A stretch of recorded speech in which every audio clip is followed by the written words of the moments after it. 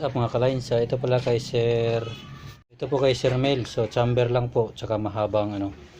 So sa katayan kasi ng manok siya. Mel tabo. Mel tabo daw. Yan, i-test lang namin para ano, sure tayo. Sir, shout out po sa iyo sir sa kay Sir Mel Tabo, taga Laguna. Shout out po. Maraming salamat po sir. Yan na po kay Sir Mel. So shout out po. 6 inches po to. Pangalawang order niya na ganito. Yung una niyang order ay hindi curve type, hindi siya detachable yung chamber. Ngayon order siya sa atin ng ganun din pero curve type na, pressurized, haba,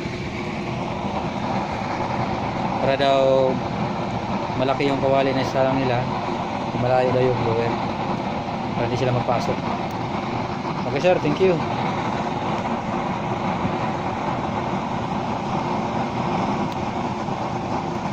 Ganun siya kalakas pag ano, tinuro natin.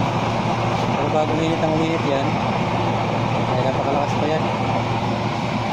Ayan pala ang isang yan, tapos kumay sa atin, masyadong kita, madilim, white tank, 5 inches yan, kumay sa atin. Masapat kay Sir dyan. Ito po yung pangalawang order ni Sir. Order to ni Pari ni Pari, order niya to. Shout out sa'yo sir.